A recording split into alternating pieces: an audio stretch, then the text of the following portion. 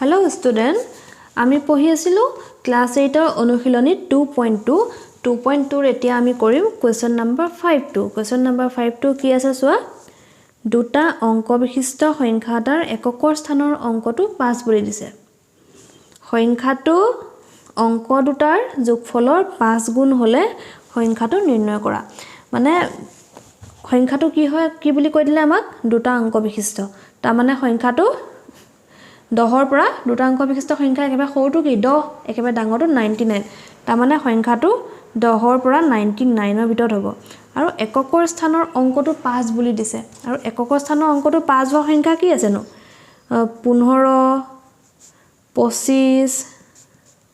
35 45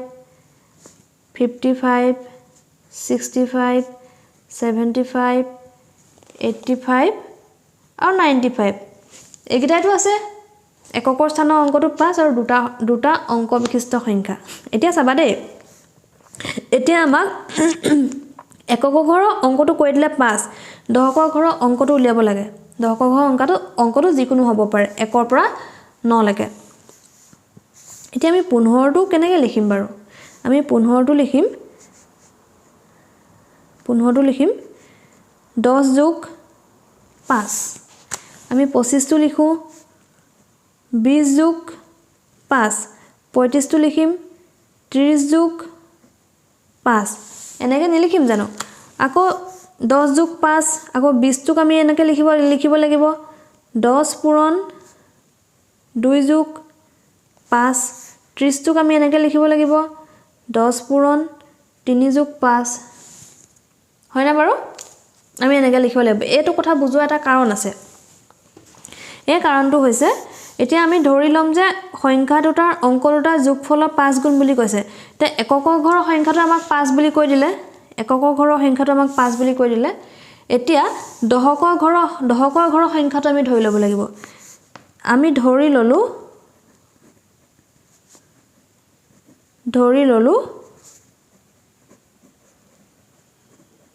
দশকৰ ঘৰৰ অংকটো সংখ্যাটো নহয় অংকটো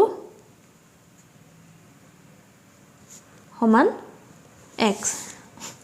দশকৰ ঘৰৰ অংকটো x আৰু এককৰ ঘৰৰ অংকটো 5 হেকাৰণে আমি সংখ্যাটো x5 হ'ব নেকি x5 নহয় কিয়নো x5 নহয় যদি x5 হয় তেতিয়া হলে x আৰু 5 পূৰণ হৈ থকাহে বুজায় বীজগণিতীয় ৰাশিত গতিকে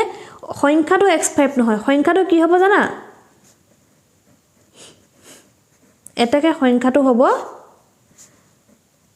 10x plus 5 এই ওপৰৰ কথাকিটা মই হেকাৰণে বুজাইছিলো এটো 10x plus 5 10 into x plus 5 এটো ধৰি লোৱা 10 পূৰণ 1 plus 5 গতিকে অংকটো আমি 10x plus 5 হে হ'ব সংখ্যাটো 10x plus 5 হে হ'ব আমি দশকৰ ঘৰৰ অংকটো x ধৰি ললো এতিয়া প্ৰশ্ন মতে চোৱাচোন সংখ্যাটো কি কৈছে অংক দুটাৰ যোগফলৰ 5 গুণ হলে সংখ্যাটো কোনটো প্ৰশ্ন মতে সংখ্যাটো কোনটো এটো 10x plus 5 সংখ্যাটো কি বুলি কৈছে অংক দুটাৰ যোগফলৰ 5 গুণ অংক দুটা কি এটা অংক x দশকৰ ঘৰৰ অংকটো আৰু আনটো অংক কি 5 দশকৰ ঘৰৰ অংক শতকৰ ঘৰৰ অংক x plus 5 সংখ্যাটো অংক দুটা যোগফলৰ 5 গুণ যোগফলৰ এটো যোগফল 5 গুণ মানে 5 টো ইনটু কৰি দিয়া একো চিন নিদিয়া মানে পূৰণ কৰা ইজি হয় না একদম ইজি হয় বুজি নাপালে কমেন্টত কবা দেই এটা প্ৰশ্নমতে আমি এটি কৰিলা আমাক উলিয়াব দিছে সংখ্যাটো কি 10x plus আমাক 5 টো উলিয়াব দিছে তাৰ কাৰণে আমাক x ৰ মানটো লাগিব x ৰ মানটো উলিয়াবলৈ আমি এই সমীকৰণটো সমাধান কৰিম সমীকৰণটো বহুত সহজ সমাধান কৰো প্ৰথমে আমি ব্ৰেকেটটো ভাঙি লওঁ 10x plus 5 equal to 5 into x 5x plus 5 into 5 25 x কেটা ওচৰলৈ লৈ আহো এফালে লৈ আহো 10x 5 to 5x to এফালে আহিলে -5x হ'ব ইকুৱেল টু 25 to 25 হৈ থাকক আৰু এই 5 টো এফালে প্লাস আছে এফালে আহিব -5 হ'ব 10টা x পৰা 5টা x গলে 5টা x থাকিব 25 ৰ পৰা 5 গলে থাকিব 20 x ইকুৱেল টু হ'ব 20 ডিভাইডেড বাই 5 5 20 গল 4 বাৰ x ইকুৱেল টু 4 এতেকে সংখ্যাটো কি হ'ব এতেকে সংখ্যাটো 10x + 5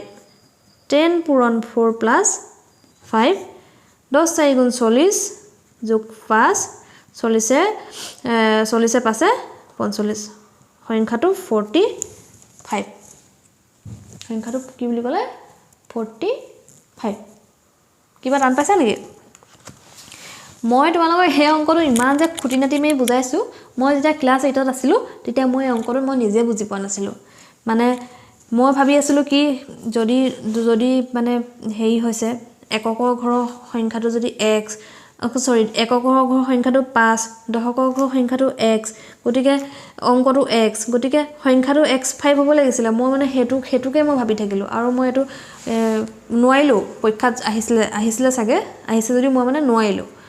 কে এটো 10x + 5 টো কিয় হল তোমালোকে সাগে এতিয়া মই বুজাই দিওতে বুজি পালা ভালকে বা চাই লোৱা